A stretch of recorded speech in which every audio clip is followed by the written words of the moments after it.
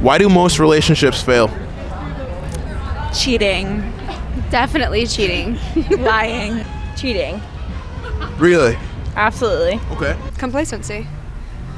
And communication. I think communication is a huge factor in that. What do you think? This is too deep for me. I think most relationships fail because people don't have they're not dating the right people. If you think about it, you get married once, right? Realistically. Divorces happen. But you date more than you get married. You know what I mean? So I think that's why most of them fail, because you're not out the right people. Great answer. Insecurities. Definitely insecurities. And that's on both sides. Like Yeah. not being secure with yourself and also not being it's secure more in a relationship. self-insecurity. Yeah. It's like you're so insecure that you deflect that onto your partner, and then you internally you destroy your partner. Like, Yeah. Why do you think most relationships fail? Because most girls are hoes, for being honest. Like, I mean, you look at it time and time again, and girls are cheating on dudes. I mean, I got cheated on. So it's just what happens. Not a lot of people have trust in each other. The confidence in the society that we live in with social media, everything like that, people are comparing themselves to other people, when in reality they should just really worry about what their partner believes or what they believe. I think it's miscommunication, and then first they get to know each other because of attraction, but then their priorities are different, so they don't realize that until later in the relationship. I feel like most relationships fail because we skip the making friends part. Like, I feel like, kind of like what that guy was saying, it's always very physical. We rush into like lust, and it's always very like physical, and we don't spend time to like make bonds with people. And so when we do start to see how they really are and the type of personalities that they have, I feel like it just doesn't mesh as well as we hope that it would, because we base a lot of our relationships off of the physical. Have you been cheated on before? Yes. 1000%. What do you think led up to your man cheating on you? Insecurities. Yeah. Probably insecurity. So a man will cheat on a woman if he's insecure with himself? Yeah. Yes. What do you think led up to your girl cheating on you? Shit. That's a good question. I would say it's because she's just a whore, if I'm being dead honest, and I looked through it, and I mean, there's a lot of people that are they're hoes, so. Do you think it's better to remain friends with an ex or to completely cut ties with them? Completely cut ties. Friends, 100%. I don't ever see a reason why you should end things out. Cut ties. 100% cut Cut them them off. off. Cut them off. Yeah. Cut them off because them off. you might want to be friends because there's someone that was important to you in your life, and You can never be friends with an ex, let's be real. yeah, let's be real, you really can't. It honestly just kind of makes the separation process harder. I feel like it depends on how the relationship ended. Completely cut him off. Dude. What Why would you keep talking to him? That'd be stupid. It depends if you actually like them, cut them off completely, because you can't be friends with someone that you actually like. I think you should completely cut ties, because if you don't, you just get back into an unhealthy loop with the person even when you break things off. So I think no contact is probably the best way.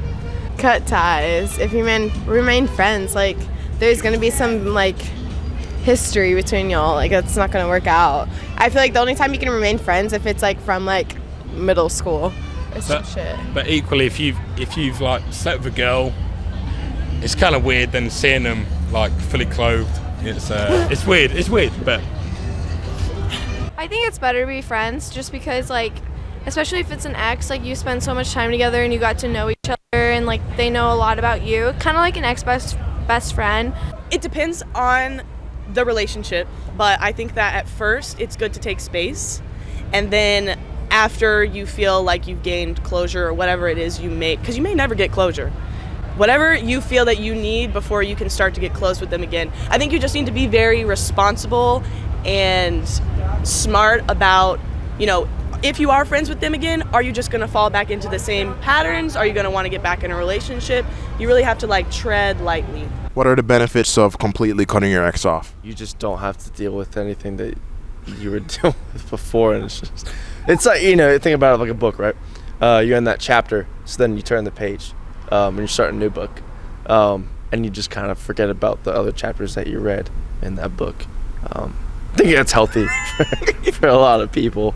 I feel like it's way easier to get back into that relationship if you're in communication. Like I guess, like she said, depending on how it ended is when you need to figure out if y'all can be friends. Like if you sat down and y'all both were like, this just isn't, like we're just not compatible in a relationship, then you could possibly, I mean obviously not immediately, then you could possibly be friends, but like if it was just a toxic bad relationship, then you need to just cut ties and moving on peacefully, focusing on yourself and healing yourself. What are the benefits of remaining friends with your ex?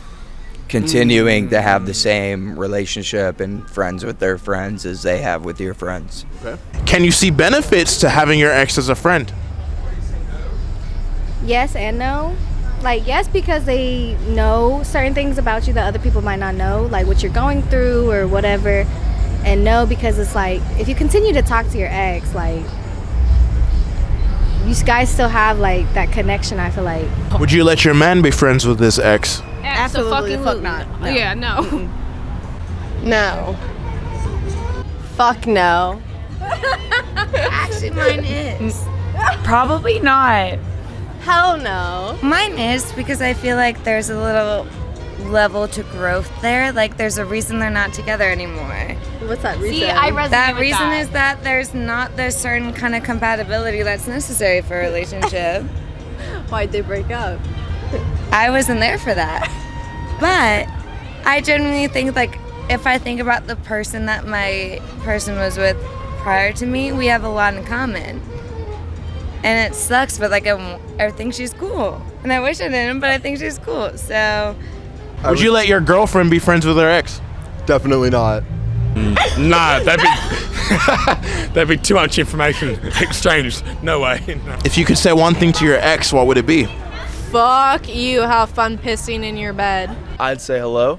I hope you are doing well, and I hope your family's doing well, and I'm happy for whatever's going your way. To my ex. Fuck that nigga. I'm saying. Fuck that nigga. Fuck both of them. Both of them. Suck a dick, bitch. I appreciate you. Thank you for everything. I mean, it sucks that it didn't work out. You know, we were at two different points in our life. I mean, that's just what it comes down to. I hope she's doing well. Hope the relationship she's in now, that her and her boyfriend are, you know, doing wonderful things. Sucks it didn't work out, but I mean that's just life. You know, you just got to move on. That I'm probably still not over them, but I cannot break the no contact thing because like I got to be true to myself and respect myself and give myself the time to heal. I would say thank you for everything. Thank you for all the good times, the bad times. You taught me so much. You made me grow so much as a human. And even though our time is done together, I am so forever grateful for you, and I wish nothing but the best. You fucked me up. Great. Oh, yeah, you fucked you up. Great question. I don't know. She's come back. I hope everything's going well with life and, you know, grateful for the experience of everything that we had together. You are the luckiest man alive. He thinks I cheated on him, but I did it. So I would tell him that. I would say, I hope you're doing better. Please stop talking about me to your coworkers at work. Thank you. I don't have anything to say. What do you think your ex misses the most about you? My vagina. The cuddles for sure. I was always down to hang out. My good heart. Fuck if I know. Some validation for his ego. I think my ex misses everything about me, honestly. I was a really big support system for him, and I feel like that's what he misses the most, is just knowing that he has somebody to always back him up, always be there for him. And I'm still like there for them and there for him and supporting him, but you know, just not in the romantic way. Okay. Just my little nicks and crannies that I can do, jointed wise. And I can cook an egg anyway, over easy, scrambled, upside down, sideways. I would say in that relationship, I was super nurturing. Yeah, you're supportive. And I was super supportive. and I took very, very good care of him. So I would say he probably misses that the most because he doesn't know how to take care of himself. Do you think breakups are harder for men or women? Ooh, that's a hard. I think it's both. I mean, I think it's usually looked at as more women. It's harder on women, but I think that if a man was fully committed the way the woman was, like if it was an equal relationship, it's going to be hard for both. They're harder for women. I would never, if I truly did love someone, I don't think I could ever break up with someone even as much as I like tried. Like even if I say something, I don't really think I'd come through, because if I'm that like deep in, it's like I love you. Like it's just very hard for us because we're very much emotional and we think about the short term and the long term. And I feel like women think about more of what the relationship can turn into, and there's just a lot more that women think about that I don't think men do. Okay. But that's just coming from my perspective. What are some of the things you think men don't think about as much? I think when men break up with women, they do it so much in the present, and like they may think about it for like 2 weeks, but I think for women, they think about it for a while until they actually break up. So I think like the time before, like men take a shorter time to realize that they want to break up with a woman, and I don't think that's like enough time compared to like how women think of it and like evaluate it. Are breakups harder for men or women? I think they're harder for women because women get attached more easily, so it's harder to separate from each other. And men are more typically like closed off in the beginning, so if a relationship ends more on the earlier side, then it's easier for them to disengage. Okay. And what are your thoughts? So I think it's harder for men. I think like kind of going off of what she was saying, men are, like take a little longer to get attached in the beginning, but that's because they don't want to get like hurt as hard.